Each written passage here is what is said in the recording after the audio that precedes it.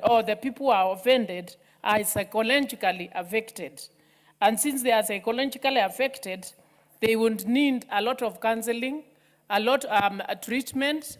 And on this, I would even say that with education, these things should be taught to our children, should be introduced in schools, so that the young people, the young children, especially girls and boys, would know people won't try to attract them to commit sexual offenses and also affect their lives. So it's good to introduce such in our schools, in our education system, so that our children taught early. And then after the offenses are done, this bill is actually trying to improve the justice, to show that evidence should be collected and witnesses protected. Because such offenses, when they happen, people may fear to come up with as witnesses. But this bill is trying to improve justice to the victims by ensuring that better evidence is collected and witnesses are protected. This bill is also trying to support the survivors by the establishment of safe spaces and shelters for the victims. And by doing so, especially from if it's done in the family cycles, it can be done repeatedly and eventually and psychologically affect the victims in such a way that they may not have a way of escape. But if there is an establishment of safe spaces and shelters, then these people can be put in a secure place where they can be free to discuss about the offenses done to them, and where they can also be counseled so that they can get out of this stigma, because it brings about stigmatization. So this, there is also the issue of strengthened evidence collection. This bill aims to improve the collection and preservation of forensic evidence to support prosecutions. And when this one is strengthened, then it would mean that it would deter future happenings and reduce the number of people who would be involved in such. So, Madam Speaker, there is not Madam Speaker now. Speaker now, I say that there should also be mandatory compensation, where offenders will be required to pay compensation to their victims in addition to serving prison sentences. And this bill ensures that compensation is done to the victims, and also ensures that when they are put in prison, this will ensure that in future happenings are reduced. So I support this and say that it's a bill which has come at the right time. So I support.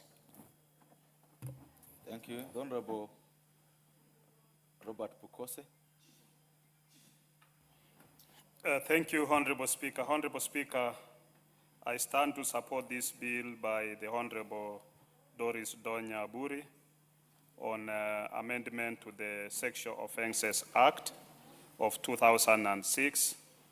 And it's a short bill, Honorable Speaker, that looks to amend where we are talking about minister, and now in line with the new constitution, we are talking about cabinet secretary. It's also introducing in a new clause that the cabinet secretary shall promote public awareness on sexual offenses through nationwide education and information campaigns. And this, I think, goes a long way, Honorable Speaker, to inform the public, to inform what are these sexual offenses. Because occasionally you might find that people do things which they think they might be normal, but when you look at the law interprets them as a sexual offense act, and it's not a right thing, and somebody should be able to be held accountable to that.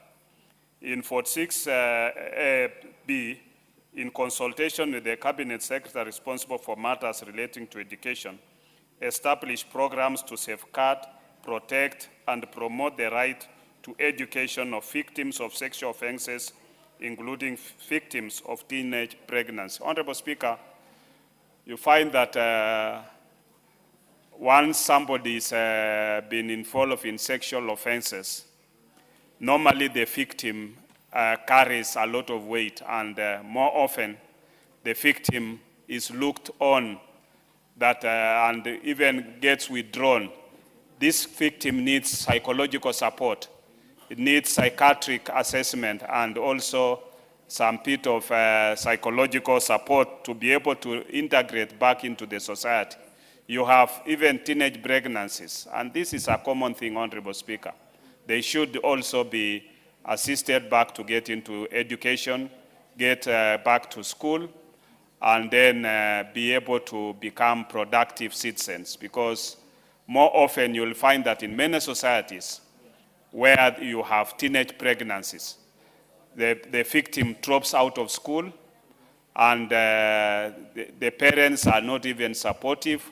And therefore, I think once we provide this in law, then we make it mandatory that anybody, whether you've teenage pregnancy, sexual offenses, can be integrated back into the society and get education to a level to which this person can be able to be a productive member of the society. With those few remarks, Honorable Speaker, I support. Thank you. Member for Uasin Gishu.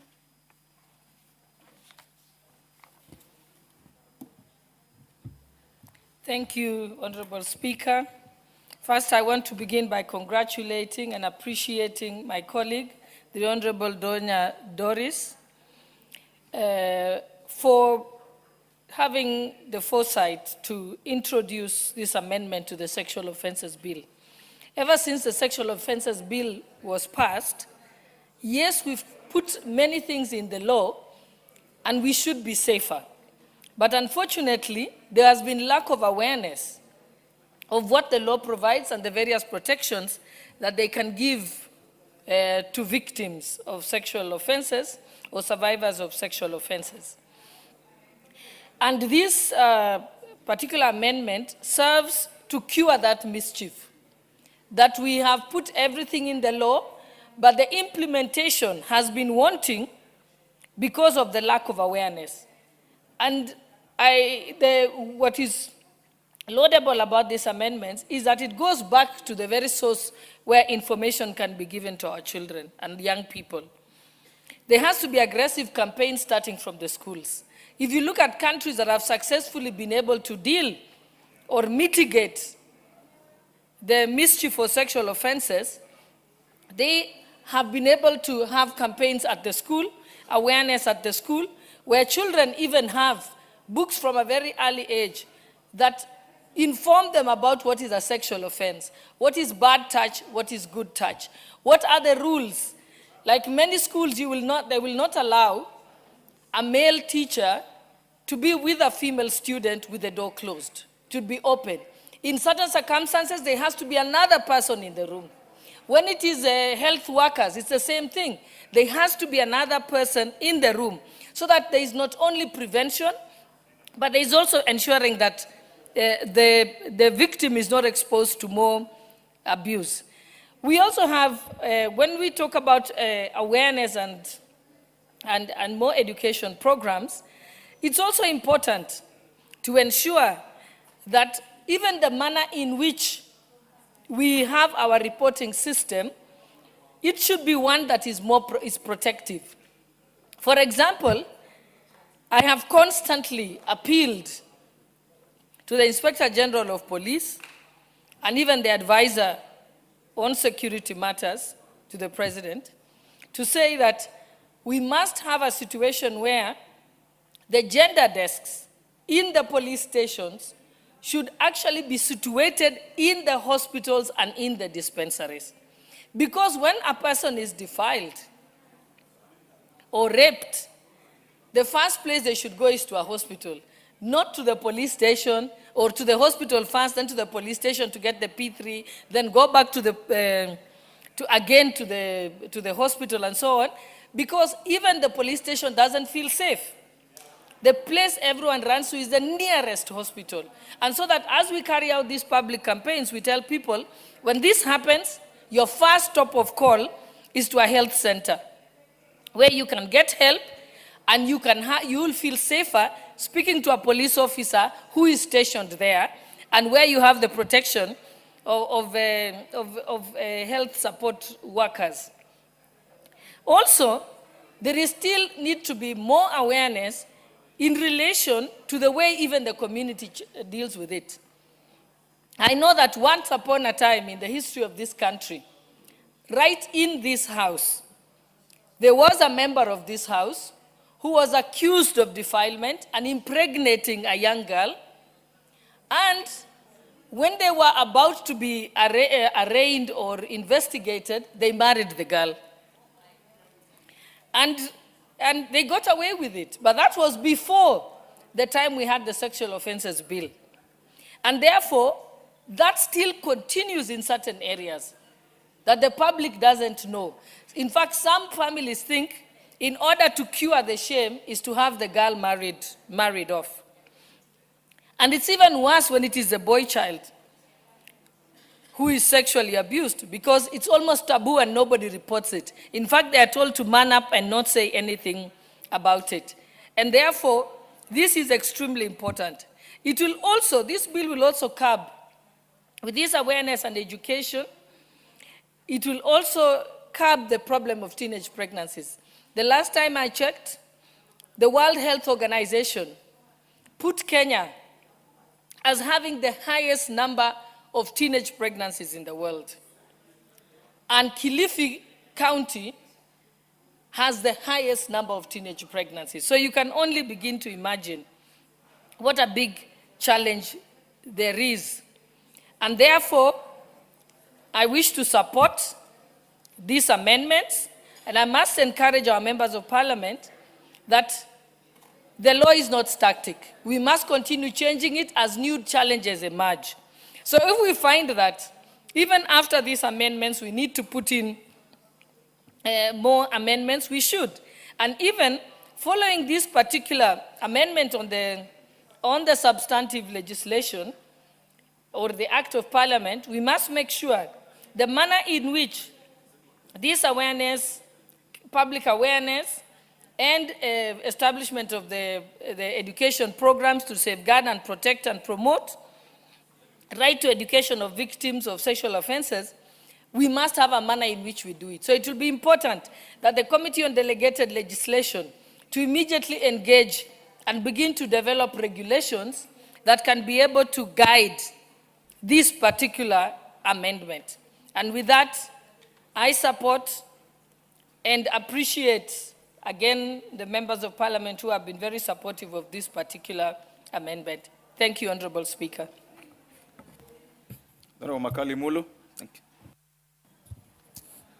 Thank you, Honorable Speaker, for this opportunity. I want to join colleagues in supporting these amendments to the Sexual Offences Act, Honorable Speaker. And as has been said, there are only two amendments. One is aligning the bill to the new constitution, where instead of talking about ministers, we talk about cabinet secretaries. And the second amendment targets creation of awareness on issues relating to sexual offenses. Honorable Speaker, when I listened to the Deputy Speaker make her remarks, something has just reminded me of something I've always been thinking, and maybe something we might consider as we go to the future, Honorable Speaker. I don't know whether we have a mechanism of finding out how the acts of parliament we pass here, in terms of implementation, are performing out there. And maybe that feedback might help us have more targeted amendments in the future. But having said that, Honorable Speaker, the issue of sexual abuses is all over the place, Honorable Speaker. These abuses have been experienced in churches, in villages, in offices, and even in our homes, Honorable Speaker. And I think the proposal to create awareness is a very important proposal, Honorable Speaker, because the victims need to know at what point am I abused, and at what point do I have a case to push forward. Because in some circumstances, Honorable Speaker, it might happen that there's an agreement.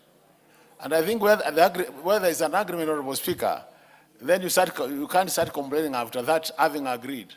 But it's important that the victims all Kenyans are trained or are educated on what really what are the borders for you to say that I've been abused sexually, Honorable Speaker. But this is a very common thing, Honorable Speaker, and really I want to thank the Honorable Member who came up with this, because once people are educated, Honorable Speaker, it will be very easy to have the victims and the offenders actually the offenders can now be arrested and taken to court and be punished for these bad acts, Honorable Speaker. But having said that, Honorable Speaker, this is also applicable to both our children who are female and also boys. It's also applicable to adults, Honorable Speaker, because we've seen this many times. And what we need to ask ourselves also, Honorable Speaker, is what is really the main cause of this? Because I think there could also be a social disorder. Culturally, Honorable Speaker, people don't expect to do these things in a forced way. You don't need to use force. You use persuasion.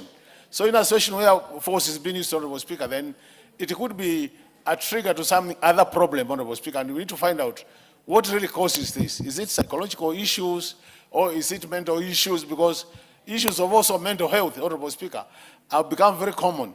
The other thing, Honorable Speaker, we need to find out, ask ourselves this. Could this also be because of the exposure? You know, our young people are watching television, the adults are also watching television. Could it be influencing that people really practice some of the things they see without really factoring in the cultural issues? So even as I support this, Honorable Speaker, I think we need to have a very well-structured way of creating awareness so that it could be in schools, it could be in the families, because I find it, most families have actually abdicated their roles in terms of talking about matters sex, are hardly discussed in family setup. So I think we need to go back to our earlier arrangement where even at family level, the grandfathers and grandmothers could sit with the young ones and educate them on some of these sexual issues. But schools can do that. Even church can also help. But Honorable Makali, when you started, I was trying to hear you properly. Yes. Are you trying to make excuses for a sexual offense? No, I'm not making excuses. What Well, I'm there's saying, no excuse. Just there's no excuse. I'm just saying, Honorable Speaker, that I support the creation of awareness. Okay. But it has to be very structured, as I said, so that it can even start at the family level, then it can move to the church, and then it can move to the schools. And then the barassas, because even us, as members of parliament, we do a lot of barassas, Honorable Speaker. And I think in these barassas, we could be able to share with our people, the people who vote for us, some of the basics in terms of what do you need to do in case you are sexually abused. So that in that case, then the offenders can be punished. Otherwise, most of the offenders are getting away with it because maybe there is no evidence or the way the case has been structured is not the way it should be. So once we create awareness, I see a situation where we can reduce this problem to bare minimum. So with those many remarks, Honorable Speaker, I support and thank the Honorable Member who introduced these amendments. Thank you so much. Thank you. Honourable members, as communicated earlier, those who want to contribute to this bill, please press the intervention button. And so the next member online is the Honourable Member for North Imenti, the Honourable Dawood. Thank you, Mr. Speaker. Mr. Speaker, I support this motion by Honorable Doris Donya. And Mr. Speaker, the first thing is, it started off with Honorable Joaquin Dungu, the current judge of the Supreme Court, when she introduced the Sexual Offences Bill in 2006, which became an act of parliament. And I think from there, we have taken off. Mr. Speaker, it is quite well to talk about public awareness, and I think it's a good thing with the public awareness. But, Mr. Speaker, we need to go further than the public awareness. Mr. Speaker, there was this report by the Gender-Based Violence Task Force where the former Deputy Chief Justice, Dr. Barasa, presented to His Excellency the President. And it goes further to say that sexual offenders should be castrated chemically. Mr. Speaker, I agree to that completely, and if it would be possible, if we can amend this bill to put that into law, I think it will go a long way. Mr. Speaker, we cannot be talking about teenage pregnancies at this time, because those teenage pregnancies, there must be a man behind that. And we need to not just leave it at that. We need to get DNA results and charge those people who have impregnated the girls, take them to court and let them be sentenced, Mr. Speaker. But if our public awareness is just saying that we have got teenage pregnancies and not dealing with it, I think we do not go far enough. We need to go further than that. When we are saying awareness, we need even that, I think one of the speakers has said, that we should know where to report. Mr. Speaker, we have an issue in the country where sexual offenses reporting is very, very low because of stigma, because of when a person who has been violated goes to report and they are laughed at and they are asked, you know, those minor details. We need to keep that aside. We need to have proper gender desks, whether it is in the police stations. But I would suggest to Honorable Donya, if she could introduce that we have those reporting desks at the hospitals. That is where the first reporting station would be, because when somebody is sexually defiled, they are taken first maybe to the police station, or they are taken first to the hospitals. And I believe if it is possible, we have a gender desk to report those things in a hospital and then do a follow-up. Because otherwise, going to a police station and not finding a female officer available to take your report, it makes it very difficult to report because you are ridiculed and nothing is taken into account. Mr. Speaker, Honorable Nyenze talked earlier about the penalties in this bill, but Mr. Speaker, there are no penalties in this bill because I think she may have been reading another bill, but we need to introduce the penalties. We need to remove the gender desks from the police stations to the hospitals, and I have made a suggestion earlier to the Minister, the Principal Secretary for Medical Services, Honorable Mudhoni, that we need to now change the way we work. Because unless we do not do that, we will not get those. And let us get DNA tests for people who we suspect have done this. Mr. Speaker, I even congratulate, I hope that bill comes through by Honorable Kuno regarding the one masala, which they talk about, they sort out the issue of sexual violence in the community. It should not be sorted out in the community. It should go to an open court of law, because by sorting it out, you are hindering the rights of the offended. Mr. Speaker, I think if we could do those few things, then we can change the history. But I am for castration, whether it is chemical or any other. Wacha wakatwe. Mungu awabariki. Thank you. The Honorable Irene Mayaka, and before you contribute, all members join me in welcoming students from Fero School, Nairobi, Embakasi Central, Nairobi County. They are here to follow proceedings this morning. They are welcome to follow proceedings, and I would urge the Honorable Mayaka to welcome them as she makes her contribution. Thank you, Honorable Speaker. And before I even begin, let me take the opportunity to welcome the students to Parliament. It's a great opportunity for them to be able to learn what it is that their legislatures do. So, karibu sana to the students. Honorable Speaker, I would like to also add my voice to this particular amendment bill. which seeks to amend Section 46A of the Sexual Offences Amendment Bill, sponsored by my sister, the Honorable Doris Aburi. And I'd really like to thank Honorable Donya for bringing this bill and for sponsoring it. Because, Honorable Speaker, this is a very important bill, especially at this particular point, because a lot of assumption is made that there's awareness in terms of what sexual offenses and how sexual harassment even begins. Honorable Speaker, Part A of the bill is talking about promotion of public awareness on sexual offenses through a nationwide education and information campaign. Honorable Speaker, this last weekend, we've been treated to very embarrassing videos of a Russian guy who was trying to woo Kenyan women, who were quite unaware because he was wearing gadgets that were taking videos while he was trying to woo them. And Honorable Speaker, if you look at even Section 55, Section 43(1)(f) of our Constitution, which speaks about general right of education for everyone, I actually think that this education is not even important for just children. Even as adults, we need this education because people need to be very aware of their surroundings and people who are trying to woo them into this direction.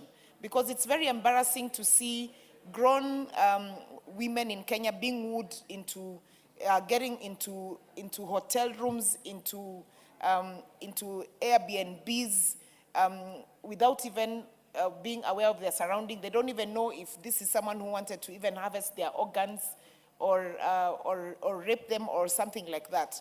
So awareness of this is very, very important. And awareness begins, Honorable Speaker, from even the girls being able to know that it is okay to say no. Because some of them don't even know that it is okay to say no. They think they're doing men a favor, or they think by saying no, they're being disrespectful. So this education is very important. Honorable Speaker, even the issue of stigma.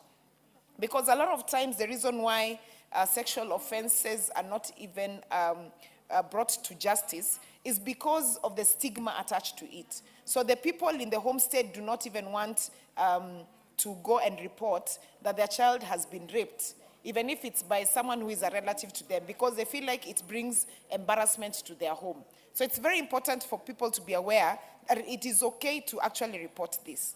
Section 2 of the amendment by Honorable Donya seeks to ensure that the Cabinet Secretary, in consultation with the responsible for matters of education, is also ensuring that this particular education is being done. I had Honorable Nyikal questioning and asking who the Cabinet Secretary in charge of legal affairs is. Right now, under our current constitution, we do not have a Cabinet Secretary for Legal and Justice and Constitutional Affairs as we did in the previous dispensation. But we do have the AG, who has the Legal Affairs Department that sits under her office. Secondly, we also have the Women Advisor to the Cabinet, who advises the President on matters to do with women affairs and policies relating to women. So we do have people who are sufficiently representing us in cabinet in terms of these particular affairs and who can actually take this up. And Honorable Speaker, I really want to believe that once this is actually assented into law, that we will have the necessary steps taken in place by the Cabinet Secretaries in charge of this, so that we can have a comprehensive curriculum on sexual matters in this country. Because we shouldn't take these things for granted. And Honorable Speaker, already in the Constitution, it covers the fact that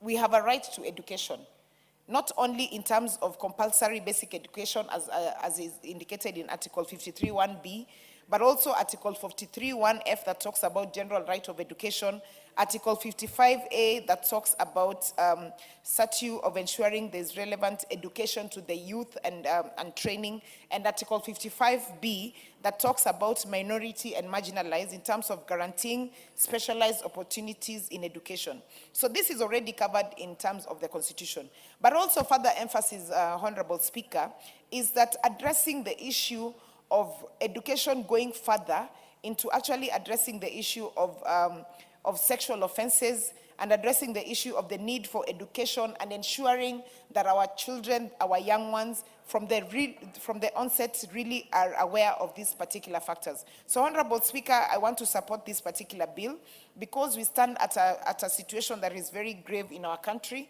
We have so many cases of early pregnancies that are currently occurring. And Honorable Speaker, this is a matter that we all need to take responsibility of as leaders in this country, and also in terms of the level of Cabinet Secretary in ensuring that the specialized education on sexual offenses, on victims of teenage pregnancy, on stigma issues are all taken into consideration, and there's practicability in ensuring that this particular new amendment is actually implemented. With those few remarks, I support and I submit. I thank you. Thank you. I cannot see the member for Lamu East in the house. Is she in the house? Then member for Marakwet, Elgeyo Marakwet, the Honorable Ngeleche.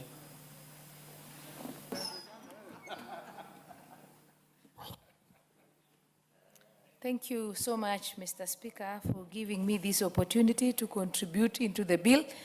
And let me appreciate Honorable Donya for bringing in the bill of Sexual Offense Amendment Bill 2023, National Assembly Bill number 78. Mr. Speaker, this is something that has actually been affecting our communities, and we have been missing, or we have never figured out the proper way of doing awareness or making our children or even adults, as Honorable Mayaka has said, to be aware of what is happening. As much as we have the sexual amendment, so the Sexual Bill Offense Act, we lack advocacy, and therefore, if we are to implement this bill as intended by Mheshimiwa Donya, by addressing the gap in the law by mandating the responsible Cabinet Secretary to promote public awareness on sexual offense through nationwide education and information and campaign, it will improve on how we deal with sexual offense bills. Mr. Speaker, you know, we live in communities whereby some of the issues are preferred to be under or are preferred not to be made public, even as ugly as they are, or even when they are affecting and are bringing a lifelong effects to an individual. At times, some communities would prefer not to discuss some issues, and it is not even some few communities, but even individuals would prefer to keep mum over some issues. Maybe their child has been molested, has been raped, or even adults, they will prefer to keep it under for the fear of shame. And at times, it's also because the law might not be adequate enough or does not may properly not be able to apprehend the victims. So, Mr. Speaker, there is a word in the Bible, I'm a strong Christian, and I would wish to wish all the Christians happy Lent, and the Muslims, even as they start their Ramadan. Proverbs 22 verse 2 says, train up your child in a way he should go. Even when he is old, he will not depart from it.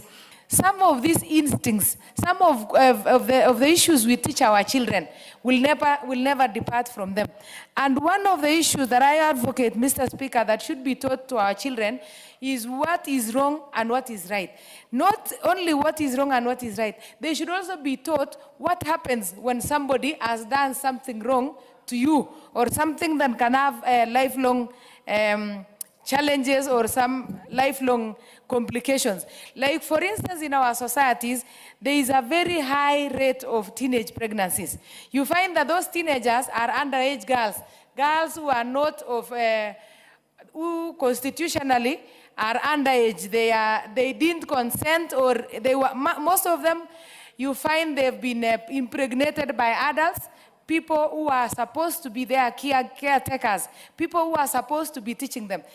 And you wonder why in the society there are so many teenagers who are pregnant or who have children, and there are no people being charged for impregnating them or to have abused them as young girls. So there is a problem and there is a gap there, because you find these girls don't know where to run to.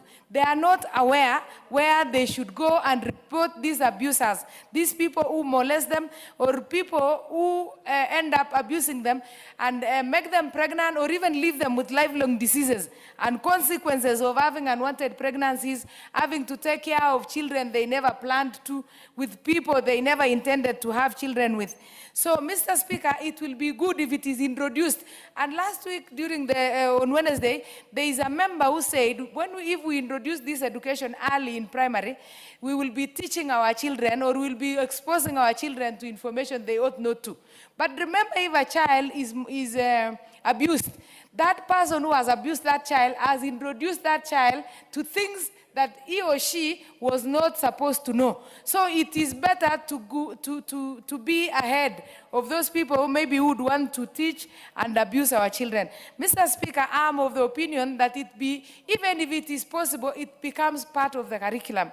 So that when a child knows that if one or two things has happened to them, some children might fear their parents. They'll be able to go and report it to the chief, or to the police station, or even to their teachers. Sorry, Mr. Speaker. And for those who will be bold enough to go and report it to their children, to their parents, should do it early enough. Remember, there are other challenges apart from maybe pregnancies or even the physical effects of rape and other abuses. A child might contract a disease that will live with them like forever.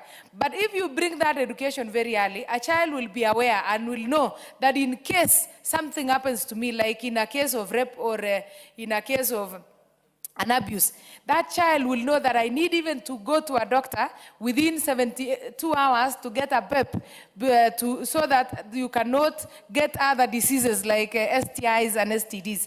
But if you don't teach them, or if they are not aware of it, a child will just decide to keep quiet and not tell anybody. When you go and report a rapist or somebody who has abused a child, they always need evidence. And in most cases, they'll ask you not to shower, not to remove the clothes.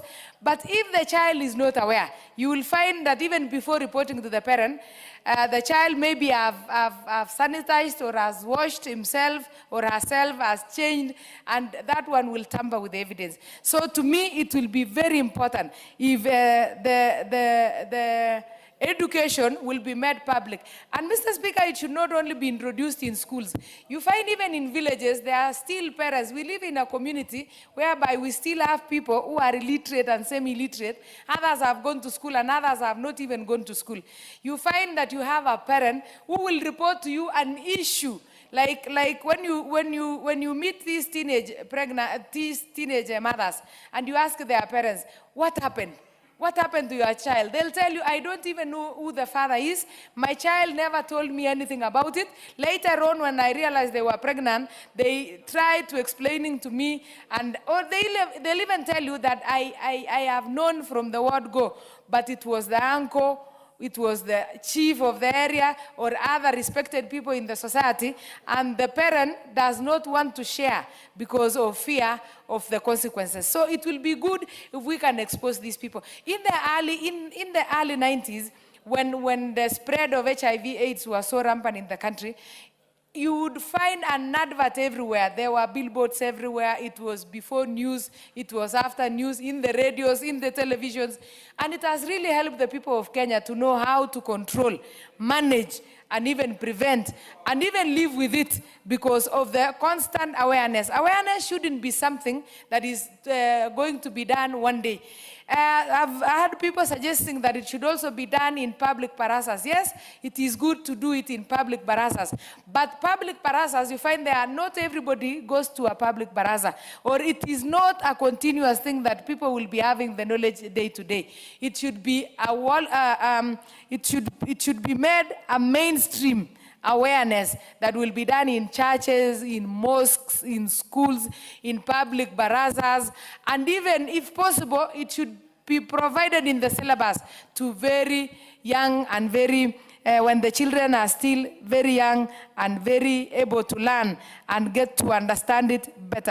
Mr. Speaker, just to conclude, I would also urge the members of this House, because many a times we are those opinion leaders, and many a times we get opportunities even to address people in rallies, in weddings, in burials or other social gathering. It is always good to leave a word of sexual awareness for the people to understand. At times, people might look at it as a very minor thing in the community, but the effects are so much. In every family, it has been affected, and the consequences will live with us like forever. You find even some other behaviors that people carry on into their lives. You find somebody becomes a serial rapist. When they are asked, they say, I was molested. You find a girl becomes just unruly or uncontrolled in the society due to the shame or due to the challenges that they developed after being harassed or sexually abused. So, Mr. Speaker, I support this motion, and I would wish to appreciate the member, and it should be made aware. I repeat again, and let me make clear that it should be incorporated in the basic education so that our children can learn it as young as they are. Thank you, Honorable Speaker. Member for Makwiny County. Thank you, Honorable Speaker, and I'm from Makwiny constituency. I also wish to put my voice to this very important bill by Honorable Donye. The amendment comes in time because when we look at the offenses, sexual offenses bill, there is a gap it did not actually address, and it creates a lot of gap between the practice and the law. Because while the law was very clear what needed to be done in terms of sexual offenses bill, Honorable Speaker, the practice continued in our communities because of lack of knowledge. And I think that is what this amendment is actually going to address. Because when our communities remain unaware on the issues of sexual offense, even when the law is very clear, they continue violating without an action. And I think, Honorable Speaker, that is where the tire touches the road. I'm very excited because yesterday I was having a meeting with the community, and this issue came very well, very much. We are investing in terms of CDF to so many learners, yet getting a lot of dropouts through early pregnancies in schools. And those people who make those offenses, they are being embraced in the community because even the elders who come to settle the cases, they are still following their traditional know-how. They will even request the money to marry the girl. And even when the money marries the girl, the girl loses all the opportunities in life. And they are doing it with a lot of innocency. They actually, when they are deciding the man should marry the girl, they are doing it with a very clean conscience, thinking they are helping the girl to live and live better with her husband. Honorable Speaker, you can imagine how painful it is for a girl to surrender to be somebody's wife who actually raped you for the rest of your life. So I think this bill, if implemented, this amendment, if implemented, it will actually add a lot of value because it will give these girls awareness so that the law, the sexual offenses law can actually be helpful to them. Honorable Speaker, it's also important to realize the social cultural setup of our communities continues still to promote some of these practices, including wife battering, because they believe, because of gender biases that have continued from time to time, they do not see an offense in that. And this does not only hurt the woman, it actually affects the entire family. And it's also a sexual offense bill, which this amendment addresses. Because if our people get this awareness, Honorable Speaker, then we'll have many people in our societies who can stand up for the vulnerable and the disadvantaged. And that actually will bring a lot of security at the household level and even in the community level. Honorable Speaker, you know what is not budgeted, it's hardly implemented. If this goes to the mandate of the Honorable the Cabinet Secretary. It gives an opportunity for issues related to issues of gender violence to be budgeted for, because sometimes these are assumed to be very small things that are causing a lot of havoc in the community, but people think water, classroom is a big problem. But we realize these are very small, they look very small, but it is really touches the fiber of the society. So I think having this amendment will enable the secretary, the ministry concerned, to have a budget towards advocacy, awareness raising, right up to the community level. And Honorable Speaker, I think this will add a lot of value into our society. Honorable Speaker, I had one of the members recommending castration. But I think the issue is not the issue of the act, it's the dignity.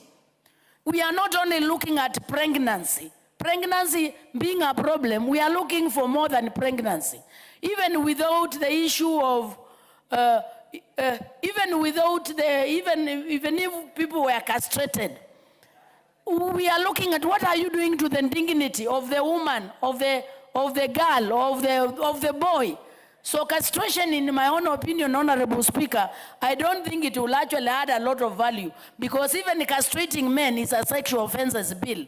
It's a sexual offense because they are entitled to their sexuality. So what we are looking for is the discipline of the human person, and castration in itself is actually, because when we talk about a sexual offense, it's not about women alone. Even men need their sexual dignity and they need to be protected, and this awareness should be there. Honorable Speaker, my last point is the issue of when we are having formal education. I support this point. It's important once this awareness is entrenched, becomes slow, it also happens in our school. Because when you have two parallel schools, the informal school and the formal school, the informal school in the community talking so much and supporting the issue of sexual offenses, then you realize the formal school might not do a lot. So when this awareness goes up to the communities, Honorable Speaker, we are likely to change the society and to live by values. Honorable Speaker, in a summary, this amendment will ensure that we have societies that lead their life based on values, and the value system will actually promote the well-being of the society. So, Honorable Speaker, I support and congratulate the member. Thank you. Thank you. Member for Masinga. Thank you, Mr. Speaker, for the opportunity to be able to say something about the amendment bill, 2023 National Assembly Bill 78, which is the principal object of the bill is to amend the Sexual Offense Act, Cap 63A, to mandate the Cabinet Secretary responsible for legal affairs to promote public awareness of sexual offenses. This is the body of the amendment. And this amendment comes at a time when our country is bleeding for such offenses in our communities, in our villages, in all the places that we pass by, such that whenever such a thing happens, the dignity of that person is gone, and that person is shameful all through his or her life. This has become rampant even by not differentiating whether one is a woman or a man or an old man or an old woman. And this should be promoted by the awareness everywhere. The way the Minister of Health normally promotes their issues, this should be promoted the same, so that everybody is aware that the sexual offense is harmful, is crime, and it is an offense that needs no forgiveness. So I am trying to say that this crime is one of the worst crimes that one can commit to anybody, because you are forcing somebody to do anything which you are not permitted. And therefore, I am supporting the awareness so that this can be told everywhere, wherever we go, like the way we normally announce our bursaries. When we want to give bursaries in your constituencies, you make sure that even in the churches, it is announced. In wherever the meeting, there's a meeting, we shall be giving bursary on such and such a thing. So this should be told, and everybody should be aware that this is a crime. More often, many of these offenses, once they are reported, the police gets away with them. And even they tell the criminal who does such a kind of thing the tricks on how to evade it. And even some of them normally take bribes. Like I know a few in my constituency who took bribes to get away with the sexual offense of some minors. And therefore, this should be told, even the consequences of the people that it does the act, and also the consequences of the police that tries to evade this crime act, so that they can help the victims, they can help the offenders to get away with it. Mr. Speaker, the bill also seeks to have education in the schools through the Ministry of Education or through the Cabinet Secretary. This can be a helpful channel, because many of the victims are young children, young girls, young boys. But when they are aware, when they see some people trying to trick them with some money or some biscuits or some of the things that they normally trick them with, like let's go and I buy you chips or whatever, that they can be aware that when they see such a people tricking them, they are trying to seduce them so they can have sex with them, a sex that is not permitted for young children and young boys, which is a forced act. So, Mr. Speaker, I am supporting this awareness totally, so that the awareness can be in the schools, can be anywhere where the community meets, and it should be talked openly without hiding, because many of the people that contribute to the hiding are the parents. Once a child is molested, once a child is committed that act, the parents try to hide so that the family is not embarrassed. But this cannot be the chore. The hiding cannot be the chore. The chore must be the issue that the children must be taught that they should be able to report, and they should be able not to wash themselves, so that the doctors can be able to know whether that person has been abused. And therefore, I really support the amendment by Honorable Ndone, and it should go a long way so that we are aware, all of us. The old people are aware, the young people are aware, the young people are aware, the victims are aware, and the people that intend in future to commit such a crime are aware, so that they can know that it is a crime and it is punishable by law, and everybody should desist from such offenses. For those few remarks, Mr. Speaker, I rest my case. Thank you. Honorable Mulher Harun.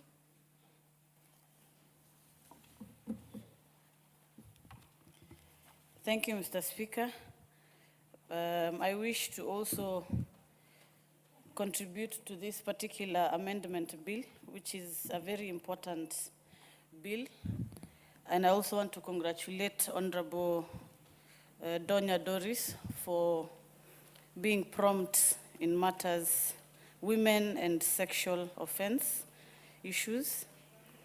And Mr. Speaker, I support this bill because it brings a very critical issue on public awareness, which is something that has very much deteriorated over the past few years. I think growing up and when I was in school, I remember there was a particular campaign that was run in our schools called Tumechil, which was airing on TV prime time. And it really brought out the importance of sexual education, sexual discipline, and a matter of morality. But where we stand today, you find if you live here, the next thing you find on the immediate billboards are massage parlors, which allegedly advertising unnecessary and ungodly acts. Our country is a country that is guided by morals. The Constitution also emphasizes on that. We have seen how sexual trafficking and sexual cases are happening across the globe, with countries like America handling the files of the Epstein files, where young girls have become victims and trafficked. Mr. Speaker, if we continue to allow these public advertisements through massage parlors or pubs where you find young women who are carrying boards inside the clubs and bars, incriminating themselves as women, not out of choice, but because there is lack of proper awareness. So, Mr. Speaker, this bill will really bring out that matter, and I really want us, especially as a young person, and the generation coming after us to be informed on the importance of having sexual discipline so that we can be able to address these issues. Mr. Speaker, there was also a campaign that was run by then Honorable Raphael Tuju, I think, if I'm not wrong, which really did very good awareness for children who are in schools. Mr. Speaker, this is something that we need to bring back, and I really want to thank Honorable Donya for bringing up this particular angle to the Sexual Offense Act. The second issue is on maslaha. I come from a region where maslaha is very much practiced. The Constitution, we know, allows for alternative dispute resolution, but explicitly matters rape or murder cannot be things that are handled under trees or where elders can come together to address it. So, Mr. Speaker, this amendment hopefully will also be able to seal that loop, and it's something that I intend to continue adding on to my voice even as we head to Committee of the Whole House. Mr. Speaker, the third issue is on technology-facilitated offense. With the emerging technology today, for example, what we saw with the Russian person who was in our country, he simply wore a Ray-Ban Meta glasses like the one I'm wearing and secretly recorded young girls. Whether it was consensual or not, Mr. Speaker, it is a technology-facilitated offense, and my recommendation is to frame non-consensual sharing of explicit images like that to be termed under the Sexual Offense Act.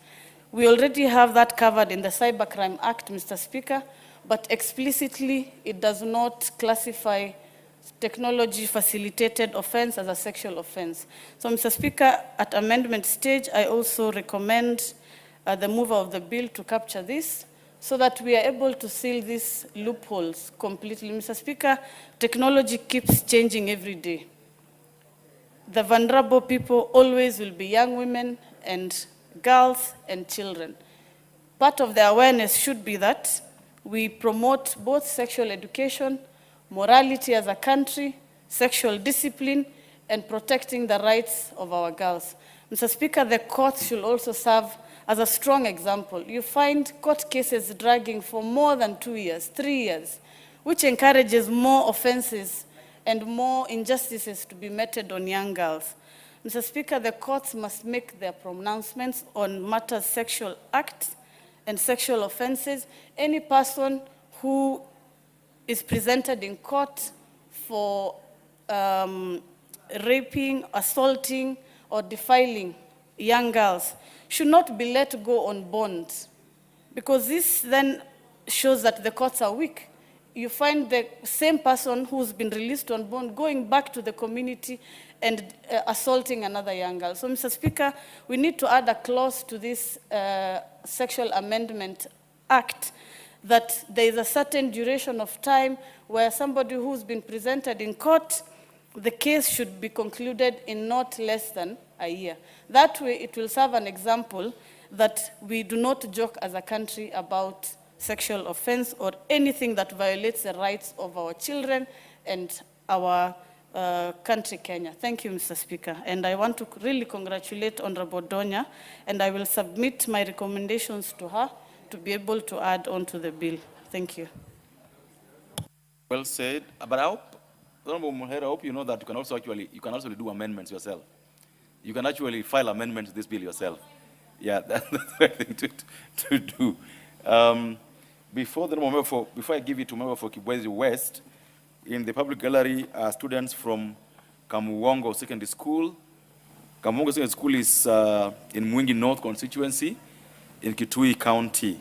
They are here to follow our proceedings this morning and to visit Parliament, and we welcome them to the Hollow House of Parliament.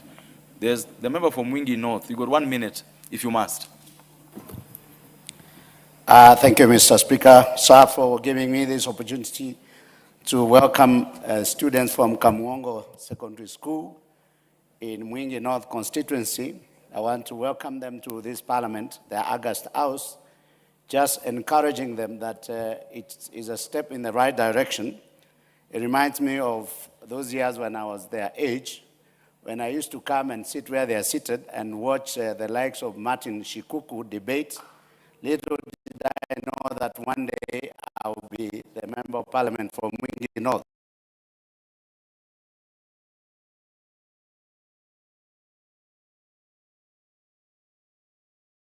So I want to tell them that I also wish them well, that at some point in their life, they could find themselves in this house. So welcome and feel indeed in the right place. Thank you, Mr. Speaker, sir.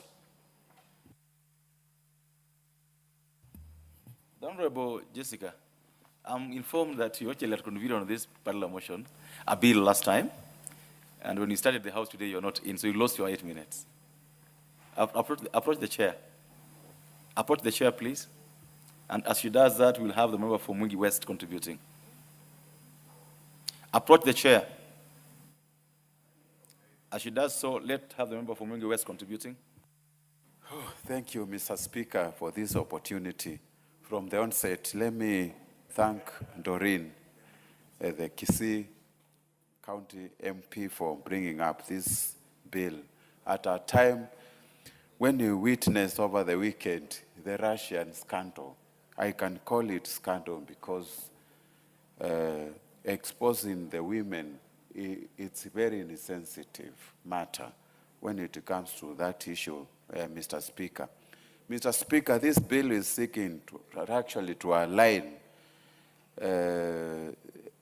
it with the new constitution of the Republic of Kenya we got in 2010 by including the role of Cabinet Secretary in creating awareness of sexual offenses. Mr. Speaker, we note with concern that we have got so many sexual offenses bills which have been introduced in this Parliament, starting with the one which was introduced by Njoki Ndung'u. But the implementation of the penalties in that bill has really been lacking and also not given too much attention to offenders, Mr. Speaker. Mr. Speaker, this bill, if implemented properly, and all the stakeholders plays their role they are supposed to do, it is going to reduce the number of unwanted pregnancies in our women. Secondly, it is going to reduce, or rather to camp significantly, issues of teenage pregnancies, which we have recently witnessed in Kenya. And the cases are actually arising. I like the fact that it has talked about sexually transmitted diseases. I recall last year when I was reading a section somewhere, a newspaper, there's a lady who was actually she was bragging about, or rather, she was very proud, exposing the list of the number of male partners she has infected with HIV. And this was out of order completely, Mr. Speaker. By implementing this, we are going to curb the issues of sexually transmitted diseases. And also, we need to actually institute severe penalties of the perpetrators, of people who expose others to sexually transmitted diseases knowingly, Mr. Speaker. Mr. Speaker, the bill is also going to curb immorality. Prostitution is not, it's a criminal offense in Kenya. Actually, it is criminalized. And most of the time, these prostitutes, when they go,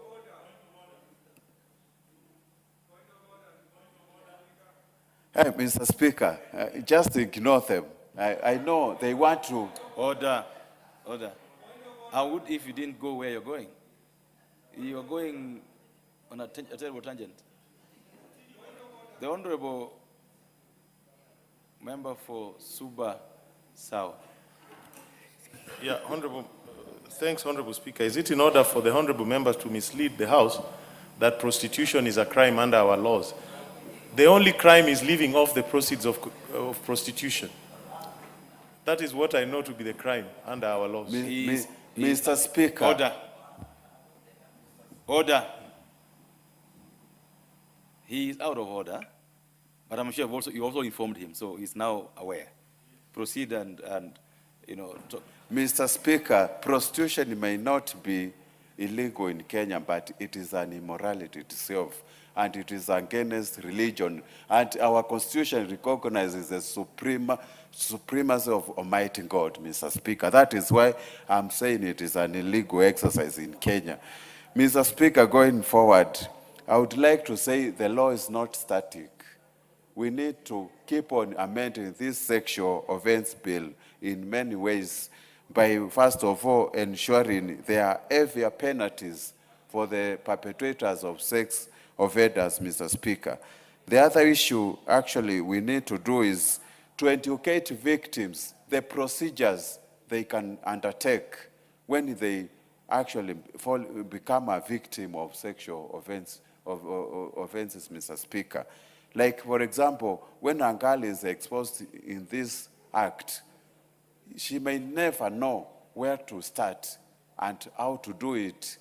She may even end up saying she will be stigmatized, or rather she will be discriminated if she reports the issue, Mr. Speaker. And this is going to create awareness, and it will be best practice for us to protect our society, Mr. Speaker. Mr. Speaker, the bill also needs to compel the health sectors, or rather the health centers, actually to provide emergency medical attention if somebody is sexually exposed, or rather is raped, and there are no medical attention given to her or to him, Mr. Speaker. With those few remarks, I fully support this bill. Thank you.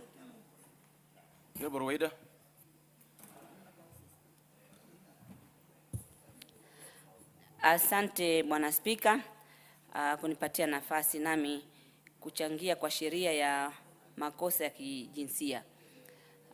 Nashukuru mwanzo Mheshimiwa Doris Donya kwa kuleta mswada huu wa muhimu, wa sheria hii ya muhimu. Kwa hakika kuna watu wanapata shida, wananajisiwa au mambo mengi yanatokea, lakini hawajui sheria, hawajui haki zao.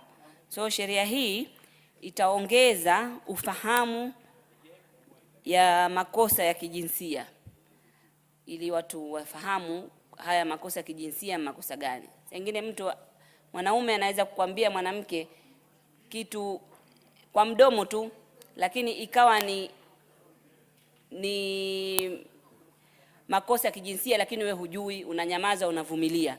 So ni vizuri watu wote, watoto, wanaume wanawake wote wajue yale makosa ya kijinsia. Na tuseme haya makosa ya kijinsia yanatokea kwa wanawake peke yake, la, hata kwa wanaume yanatokea. Kwa hivyo sheria hii itamtunza kila mtu. Haimaanishi hii sheria ni ya wanawake. Makosa ya kijinsia ambayo nitayataja kidogo ni haya: ubakaji, picha za haramu, mashambulio pia. Ubakaji unatokea na watu wanaficha. So watoto wa siku hizi wakijua sheria zao wao wenyewe, hata mzazi akificha, wanafunzi wakifundishwa kwa shule wajue haki yao. Hata mzazi akitaka kufanya hiyo maslahi, mtoto mwenyewe hatakubali. So mimi napongeza zaidi mheshimiwa, kwa sababu ataokoa jamii. Hii sheria itaokoa jamii. Kuna mambo yanatokea mbalimbali. Hata kwa sisi viongozi wanawake, kuna mambo mengi tunaambiwa, sisi tunavumilia, tukiona itaharibu, itafanya hivi, lakini huwa ni makosa. Nchi zingine ukienda ukimpata msichana pengine ako kwa reception, kuanza mambo yako, hiyo unashtakiwa kwamba wewe umemkosea. Sio hapa paka ifanywe kitendo ndio tumkosee, uwe umekosea. Ile kutamka tu huwa umekosea. So ni vizuri hii awareness watu kujua iende paka kwa shule. Ianze kwanza paka shule za chekechea. Ianze huko, msichana ajue au mvulana ajue kwamba haya ni makosa. Na tena wazunguke Kenya nzima. Iwe na kitengo pale ya kusema hii sheria, maana sheria ikiundwa ni ya Kenya nzima. Isiwe tu ni hapa pa town wanafanya awareness au wanaitana kwa mahoteli. Iwe wanaenda wodi kila wodi au eneo bunge kila eneo bunge, ili watu wajue haya. Kwa sababu sahihi, Bwana Spika, inakani kwa mbunge au kwa women rep. Na ukumbuke sisi pia tunatafuta kura. Ukienda ukizungumza ushae kama adui. So itabidi hii ifanywe program, kama itaanza kwa machifu au itaanza kwa nyumba 10 au itaanza vipi, isiwe kwa maboardroom. Iwe itafikia wananchi. Kwa sababu saa nyingine mzazi anaweza mzazi akasema kwamba mimi kwa sababu ya hii ya aibu acha nifiche hii. Kwa sababu kwa mfano mimba za mapema. Kule kwetu ikitokea mimba ya mapema, mtu anaona hii ni aibu. Sasa katika aibu hii wanataka kuificha. Sasa katika kule kuficha ndo anaendeleza makosa. So kutoka kwa walimu, kwa jamii yote, community yote, ili ijue haya ni makosa na makosa yatafuatiliziwa vipi. Pia ziwekwe mbinu, manake haya ni maoni mazuri, lakini maoni lazima kuwe na mbinu kisha ya kufuatilizia.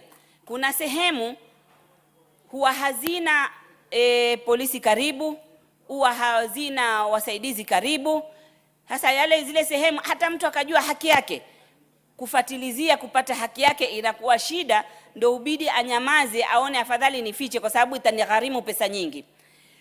Kuna wakati inafika msichana pengine amenajisiwa, lakini haraka ataosha, hajui kuhifadhi zile. Na ukifika kotini ni kweli amenajisiwa, lakini judge ataamua kwamba hakuna ushahidi, kwa sababu ushahidi mzazi yeye mwenyewe kwa alificha, aliharibu. Kwa hivyo sisi kama kule Lamu nilijenga nyumba za hifadhi. Hizo nyumba za hifadhi ziwezeshwe ili ziwafikie mashinani watu, kuambia yatakana ukinajisiwa ifanywe hivi, ifanywe hivi, ifanywe hivi. Kama vile sisi tunavyokwenda mbio tukiomba kura na kujitangaza. Na haya mambo lazima yawe kwenye board, ziwekwe kwa ma TV, ziwekwe program za kuhamasisha watu kwa maredio, ili sote tuchukue jukumu, kila mtu kwa upande wake ahamasishe. Inaweza kuwa hii sheria pengine bado hata sasa hivi tunaweza sisi kama haya leo mazungumzo inaonekana sehemu nyingi, hii ni mwanzo ishaanza kuonesha kwamba sisi tunaongeza ule ufahamu wa makosa ya jinsia. So sheria ikiendelea na huku sisi pia tuendelee. Na pengine sengine unaona pahali uko, either ni mwanafunzi shuleni au ni sehemu za kazi, utaona pengine kiongozi yuko pale, atatumia ile nafasi yake kuendeleza haya makosa. Kwa mfano, pengine mtu wako kwa position, hufai kupata promotion mpaka aanze kulegezeana macho, au muanze kuambiana maneno mengine ndio upate promotion. Hizo zote ni makosa ya jinsia. Inafaa kama kuna mwajiri anafanya vituko kama hivyo, ashtakiwe na tuone mtu amefungwa kwa sababu hiyo, na kufungwa kwake ni sheria kuwekewa mkazo, kwa sababu wale majaji wanatumia hizi sheria.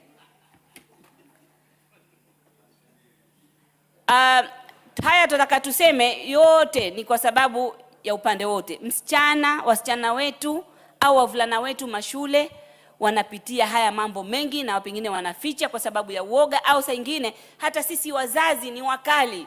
Mtu akija kuambia mimi nimefanywa hivi, wewe unaanza kuwa mkali mpaka mtoto anaogopa kukwambia. So anadhalilishwa hata pengine na mtu wake wa nyumbani, mjombake au mtu wa karibu, kwa sababu saa nyingine tuna ile tabia ya kusema muheshimu huyu. Tunafundisha watoto muheshimu huyu, muheshimu huyu. Anaheshimu mpaka anaguswa mwili wake na yeye bado anaendelea kuheshimu. So ni sisi pia wazazi tuhakikishe tunaangalia watoto wetu na tunawafanya marafiki wale watoto wetu. Asante Bwana Spika.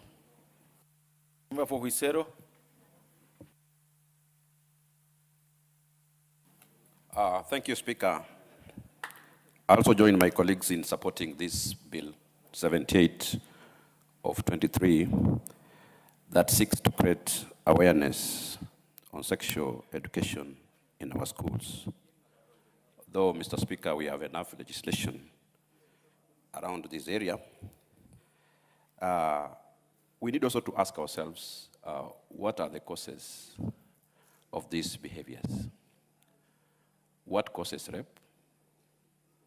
What causes defilement?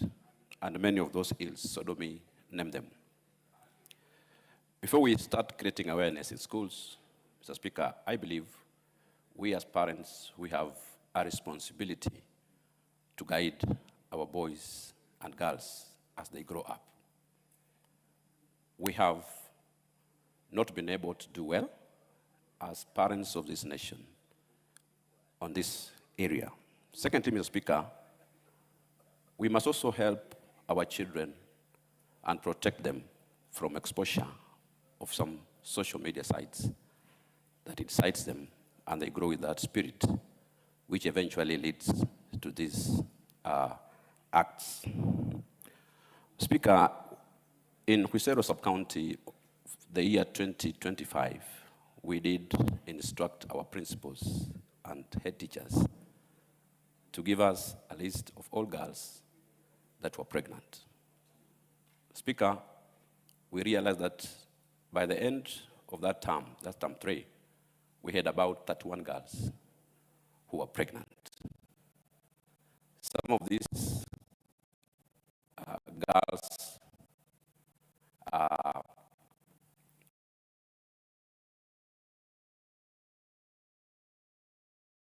were impregnated by even their relatives.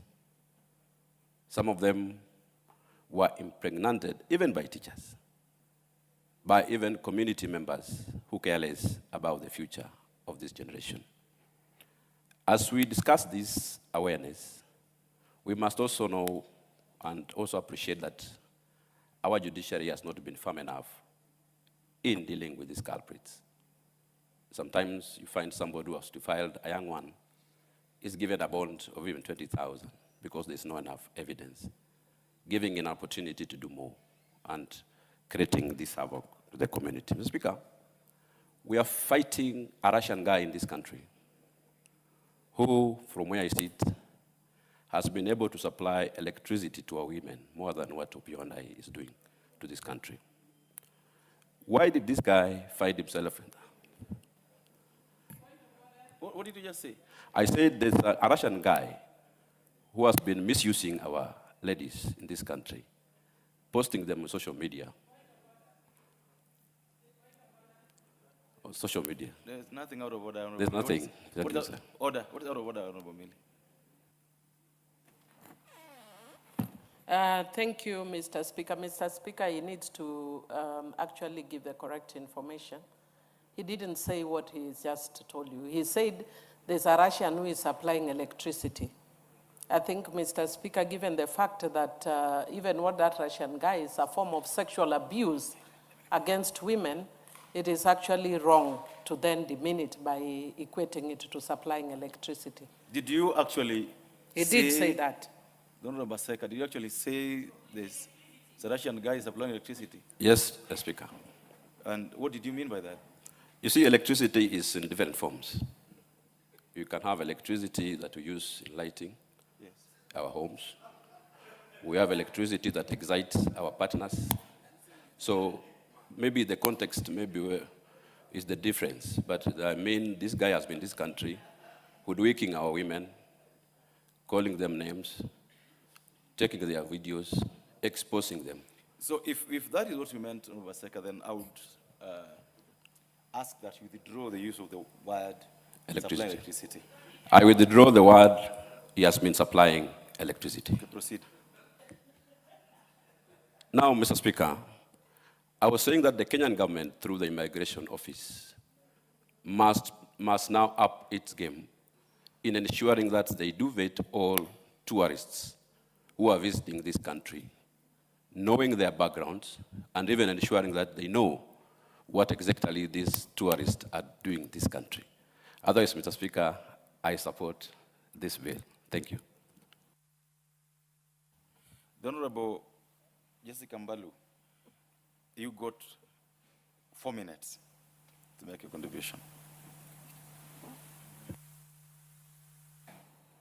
Thank you, Mr. Speaker. I'll use my 4 minutes. Well, Mr. Speaker, I had already said that I support the SOA bill by Honorable Ndonye, and some of the issues that I had not spoken about, Mr. Speaker, as I was consulting in our consultation room, is that, Mr. Speaker, the SOA bill will ensure that our children are protected from school.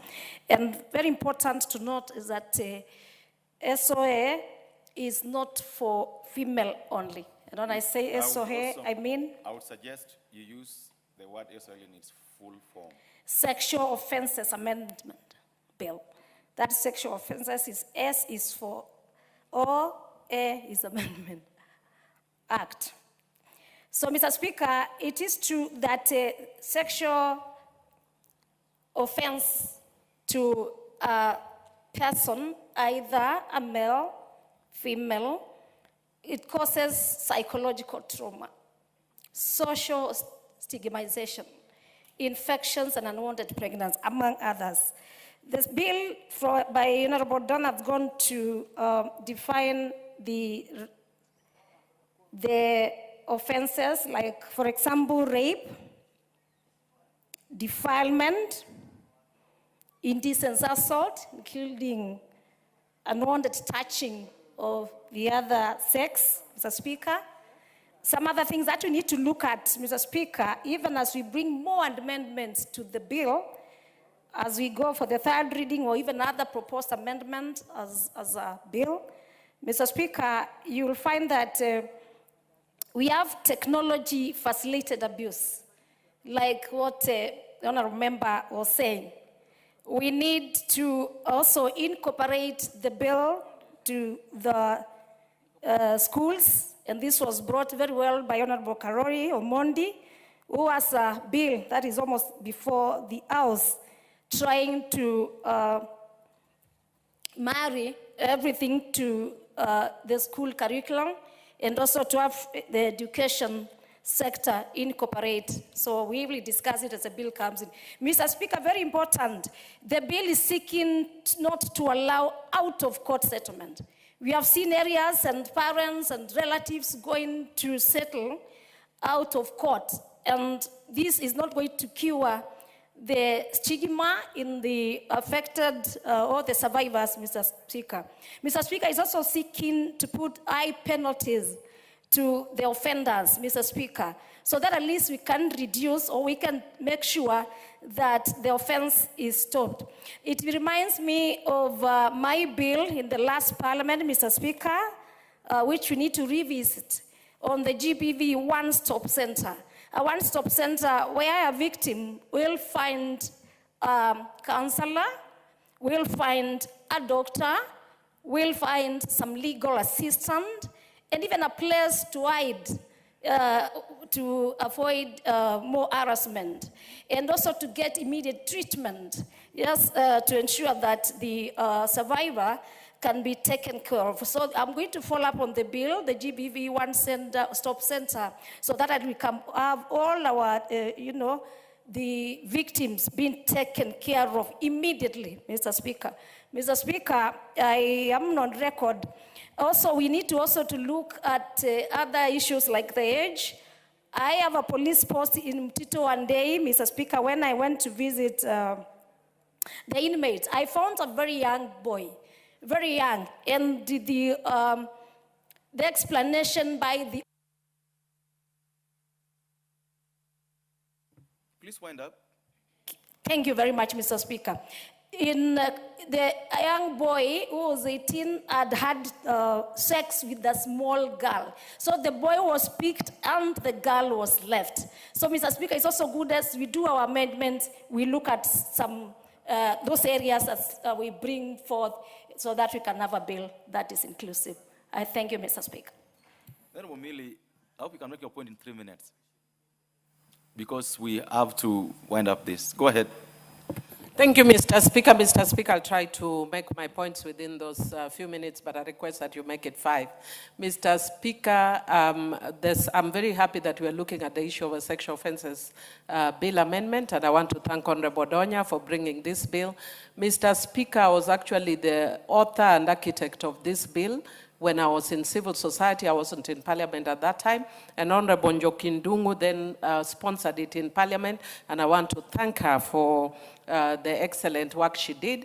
Mr. Speaker, after many years since the passing of the Sexual Offences Act, it is evident that there are many teething problems, and Mr. Speaker, because where the rubber meets the road is when you actually then see where the challenges are. And there are many, many issues that have been highlighted, that have been noted in the implementation of the Sexual Offences Act, that actually calls for a comprehensive review. And I know that there is a task force that is working on a comprehensive review, and I know that the bill will come with a more comprehensive review. But I want to thank Honorable Donya that even as we are waiting for that, she has brought this piecemeal amendment. Some people were opposing it. I don't think there is a problem, because even if you bring piecemeal amendment, it will still deal with some of the issues that we are confronting.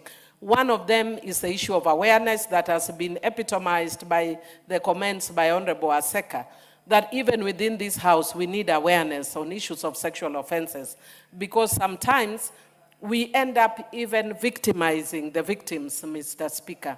That in the case of the Russian guy who has actually victimized women, really the people who should, the person who is a victim, yeah, the women, not the Russian guy. The Russian guy is a criminal.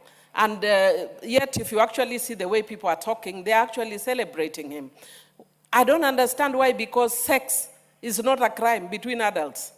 It may be an issue of morality. It just may show that we have moral decay in this country, and perhaps it's something that we may be challenging our religious institutions, why they are not effective in ensuring that we are not facing moral decay. But it is not a crime.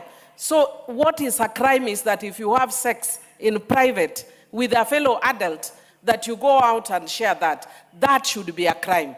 And therefore, Mr. Speaker, somebody has mentioned the issue of technology-facilitated sexual abuse, affecting especially young people, but also affecting adults, as we have seen in this case. We must amend the law to provide for technology-facilitated sexual abuse. But above all, I want to thank Honorable Donya because of the issues that she's raised, but especially the issue of awareness. And we must rethink and really move away from our traditional notions about abuse. There were days when a woman wouldn't be married unless she's a virgin. Half the men here are marrying women who are not virgins, and nobody has taken you to court for not marrying virgins. But you cannot criminalize people because of morality. Criminalize people because of criminal activity.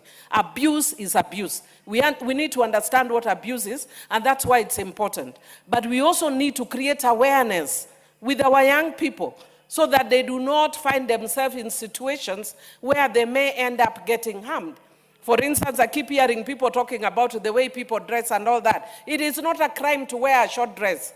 But we need to inform our girls that there are people with the terrible minds, that when they see legs, they think it's an entitlement to abuse girls. So we need to also get our girls to be safe and to take the first responsibility for their own security. The reason why I actually pushed for the Sexual Offences Act even then is because I worked at the Cradle. And when we founded the Cradle, it was support children who are in conflict with the law. But the cases that ended up coming to us were children who were sexually abused. And Mr. Speaker, some of them were cases which could be avoided if we had given better awareness both to our children and to the community in general. Because my time is up, I wish to support and congratulate Honorable Donya. Thank you. Done. Honorable Donya, you have the chance to reply. Thank you, Mr. Speaker. I would like, before I make my final submission, to give Honorable Dorothy 3 minutes and Nzengu 3 minutes. So we start. So I can give Melly 2 minutes. I think that will be enough. Then I thought it was 15, mine. Donya, you know you have 10 minutes. So if you I can give Dorothy 2 minutes. 2 minutes. Okay, go ahead. And let's make it 2 minutes, please. Thank you, Honorable Speaker. Honorable Speaker, I too want to add my voice to this very important amendment and thank my sister, Honorable Doris, for bringing this amendment before this House. Honorable Speaker, the principal object of this bill is to amend the Sexual Offences Act, Cap 63A, and to mandate the Cabinet Secretary responsible, Honorable Speaker, to ensure that there is public engagement and public awareness on sexual offenses. Honorable Speaker, a lot has been said in this House, and I want to very quickly say, when we come to sexual offenses, Honorable Speaker, the perpetrators of these acts are people, in most cases, who are well known to the victims, Honorable Speaker. It is people who are very close, especially when it comes to children and young girls. And in most cases, Honorable Speaker, these voices are so silenced that they don't raise it even when it happens. Sometimes they are very traumatized if it is a close relative who has abused them and they cannot highlight it because of the stigma. Honorable Speaker, also, we have lost our girls through femicide, Honorable Speaker, because they end up in hands of people who are well known to them, and then they end up being killed, losing of life. So these particular offenses have impacted so negatively in our communities, Honorable Speaker, and it is the high time that we stand in the gap and do something. Thank you, Honorable Donya, for bringing this amendment before the floor of the House. Thank you, Honorable Speaker. Zengu. Honorable Speaker, thank you very much for giving me this opportunity once again to contribute to these amendments. And I want to thank my sister, Honorable Donya, for donating that 2 minutes to me. I just, from the onset, rise to support the amendment, and particularly the fact that Honorable Member is proposing to amend the law to allow or to compel the Cabinet Secretary in charge of legal affairs to do promotion and awareness creation. So, because I think a lot of people may not understand what it means by sexual offenses. And therefore, we have young people who are like students, and sometimes they interact with the adults in the form of teachers or even parents or caregivers. And sometimes they are subjected to sexual harassment, and they may not be able to detect that they are actually being harassed and it is an offense that is being committed on them. So I want to support the fact that, yes, the minister or the cabinet secretary shouldn't be able to create awareness in all institutions, whether institutions of learning, whether institutions of, healthcare, like people who get sexually harassed in hospitals, when the doctors are mishandling a patient, that is also sexual offense. And if we remember the case of Alliance Girls, remember it came up 2 years ago or 1.5 years ago, where it came as a confession of old girls who had been subjected to a lot of sexual harassment by the teachers that were supposed to take care of them. So, Mr. Speaker, I support the amendment. Thank you, Honorable Odonya. Honorable Meli. Thank you, Honorable Speaker. Honorable Speaker, I rise to support this bill, and I want to commend Honorable Donya for really giving us a very good bill. And this bill on Clause 7 gives express direction to the Cabinet Secretary for Education to ensure that sexual offenses that affects learners, especially those students who become pregnant, those who are stigmatized, those who are traumatized. The bill expressly tells the Cabinet Secretary to establish programs, to establish safeguards, to ensure that those who have been actually affected by sexual offenses, the teenage girls, and at times even the boys, Honorable Speaker, the minister is supposed to develop programs of guidance and counseling, develop programs on how to ensure that these students or these victims do not fall out of the education system as a result of the problems of sexual offenses. Honorable Donya, I want to commend you because this is a problem that is very prevalent in our society. Sexual offenders are known individuals within communities, and they affect children. They stigmatize them, and in fact, they traumatize and even affect their educational programs in the community. So I want to say that this is very important, and Honorable Speaker, it is an express direction to the ministry and to the officers and to the directors of education within, so that the offenders are actually allowed to continue with their education. And I support. Thank you so much. The offenders or those offended? Thank you. Honorable Donya. Thank you, Mr. Speaker. Kindly, please, I give Honorable Adipo 1 minute. Yeah. Honorable Donya, you'll proceed to reply. Okay, no worry.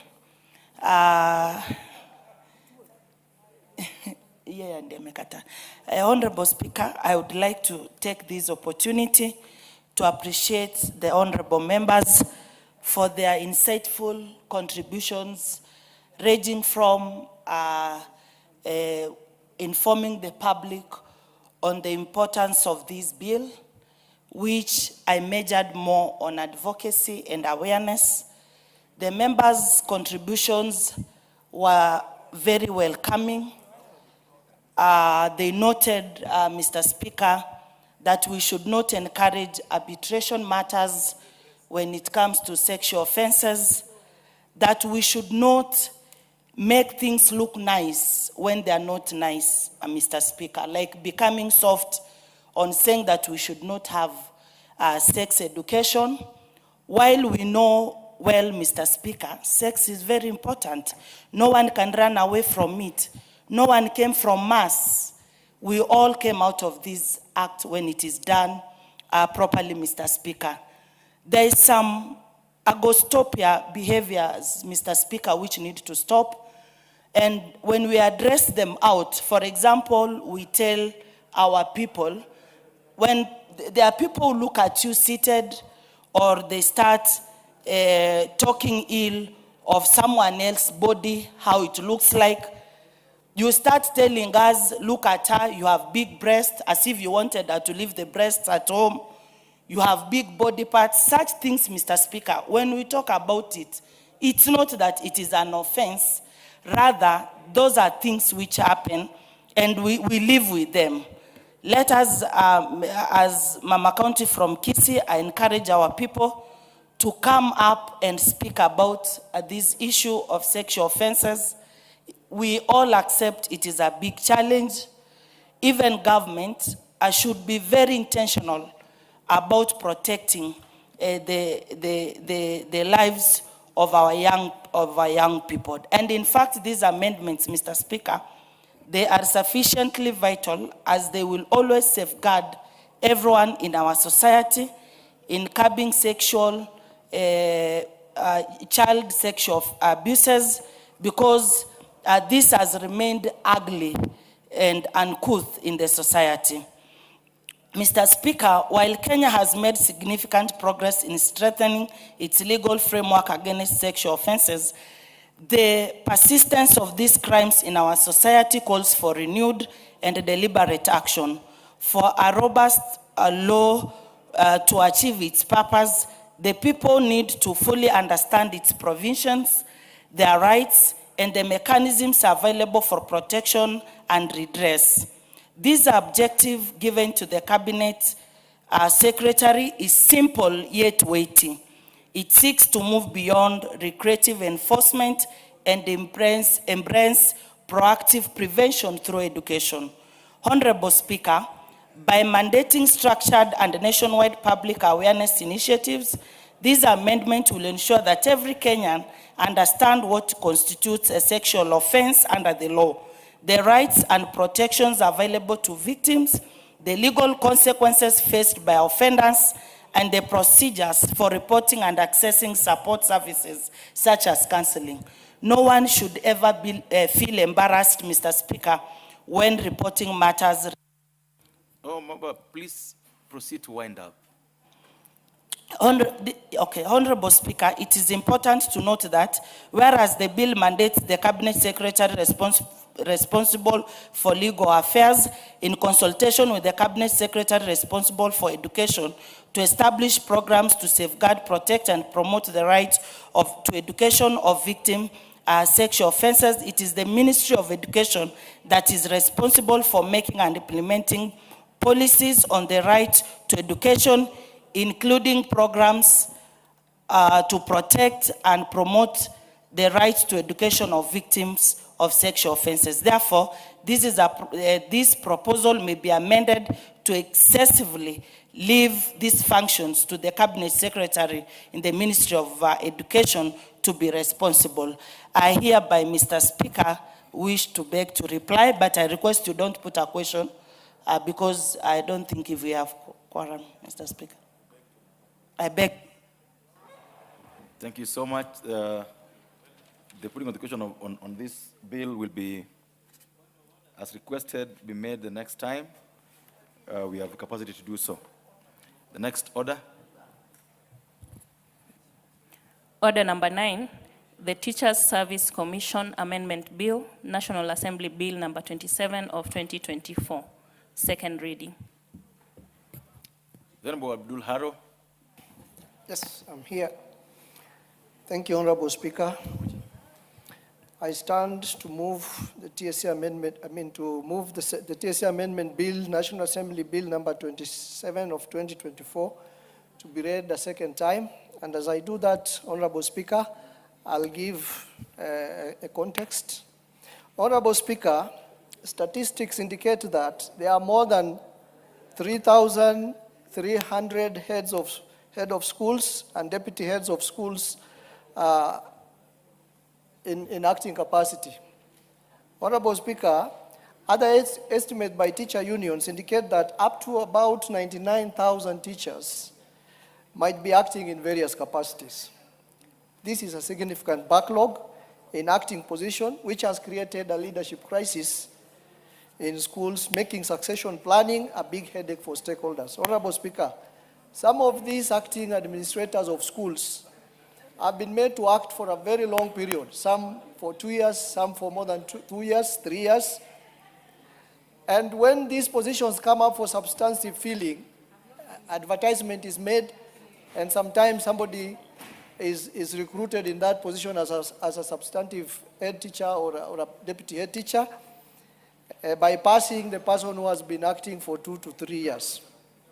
And these administrators, During the period they act, they don't enjoy any acting allowance or any special duty allowance because of the way their contracts have been designed. Honorable Speaker, some of the acting administrators hold even more than 2 acting positions or one acting position. For example, somebody is given an acting position as a deputy head teacher in a certain school, and then after 1 year, he is taken to another school again to act as a principal, making that person become having 2 acting administrative positions. Honorable Speaker,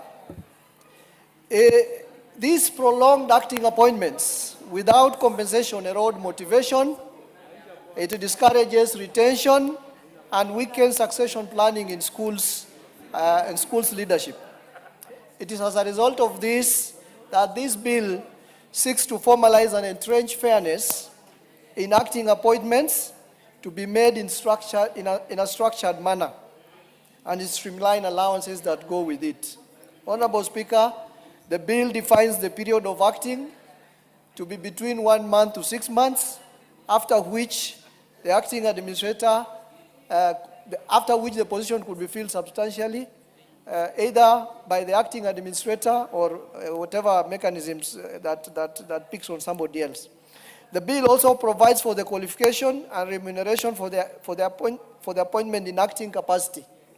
Honorable Speaker, the bill also prohibits appointments in more than one position. There are some countries, Honorable Speaker, which have grappled with this similar problem, and they have had some very good case studies that we can learn from. For example, in Finland, acting administrators are clearly defined and compensated within structured career progression frameworks, ensuring fairness. In South Africa, acting appointments are formally recognized with acting allowances for stipulated period. It is with that kind of a background and context. Chairman,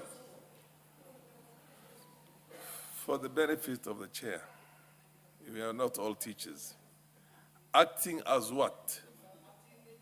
I had said earlier, acting either as a head teacher or a deputy head teacher. Okay. So we call them acting administrators of schools. That has got to be clarified. It doesn't seem to be. It just says acting, teachers. You don't act as a teacher. If you're a teacher, you're a teacher. Acting administrators, either as head teachers or as responsibilities, yes. As so deputy maybe head teachers. You Therefore, I beg to move the bill to be read a second time, and I'll ask Honorable Dorothy Muthoni to second. Thank you. Honorable Dorothy Muthoni. Thank you, Honorable Speaker. Honorable Speaker, it is important, Honorable Speaker, for this House and for those listening to know that the Teacher Service Commission is an independent commission established under Article 2.7 of the Constitution of Kenya. And the Teacher Service Commission has a clear mandate on what they are supposed to do. 1, teacher management, registering teachers, recruiting teachers, promoting teachers, transferring teachers, disciplining, and even terminating the services of those teachers. Honorable Speaker, it is against this background that this particular amendment of the Teacher Service Commission, Bill number 27 of 2024, is very crucial and important for us as registrators. Honorable Speaker, I want to laud the MP for Mandera, Honorable Arrow, for bringing this amendment before the floor of the House. Honorable Speaker, of importance, Honorable Speaker, and what this bill is seeking to amend, it is to bring to a stop to fair administrative practices by the Teacher Service Commission, Honorable Speaker. Honorable Speaker, protection of teachers serving in acting capacity and protection of teachers in general, Honorable Speaker, it is the responsibility and the mandate of the Teachers Service Commission. Therefore, Honorable Speaker, I want to say, as the mover has just indicated, we have practices where in our schools, administrators, principals of our schools, head teachers, deputy head teachers, and senior teachers, they have been subjected to a lot of anxiety, torture, and torment, Honorable Speaker, when they are given responsibility and they are told to act. And in the acting capacity, they are responsible for the day-to-day running of those institutions. But, Honorable Speaker, they keep waiting, agonizing, without knowing their fate, when it takes up to 2 years, 1 year, 6 months in acting capacity. Therefore, Honorable Speaker, this bill is seeking to have a clear direction on how long a teacher or a principal or a head teacher should act before being confirmed. And, Honorable Speaker, this bill provides a statutory framework governing acting appointments. And the proposal that is indicated herein, the duration, which should not exceed 6 months. And, Honorable Speaker, what we are saying, in these 6 months when that head teacher or principal is acting, they should be paid acting allowances, yes. Honorable Speaker, because they are fitting in that position and they do it on a daily basis, and this acting allowance should not be at the discretion of the commission. It is something that should be documented so that we safeguard the teachers of this country from exploitation from the person who is supposed to safeguard them, that is the employer. Honorable Speaker, number 2, we have enhancement in this bill of accountability and transparency by requiring consultations with the Salaries and Remuneration Commission. And when I say these consultations, Honorable Speaker, I have been a unionist. I am in this space, Honorable Speaker, to protect the workers of this country. And, Honorable Speaker, we are saying workers should not be exploited at any one time, Honorable Speaker.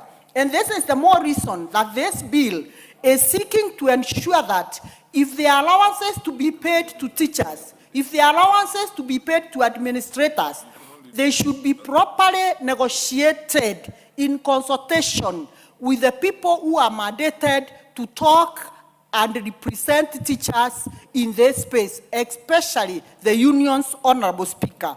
Honorable Speaker, and this standardization of remuneration structures, Honorable Speaker, the bill is consolidating various allowances such as housing allowance, hardship allowance, commuter allowance, responsibility allowances, transfer and special duty allowances into a legal framework. Honorable Speaker, we have seen incidents whereby teachers sometimes are subjected to transfers, yet the employer does not even care to know how that teacher moves from station A to station B. Honorable Speaker, this bill is seeking for a clear framework which will enable the employer to make sure that once a head or an administrator or any other teacher is transferred to station B, it is the responsibility of the employer to ensure that arrangements are in place, proper remuneration is documented so that these teachers can be paid that allowance before moving to the next session. Honorable Speaker, we are also talking about improvement of the teachers' moral and service delivery. Honorable Speaker, it should be predictable. Teachers should not work like they are not certain of their tomorrow.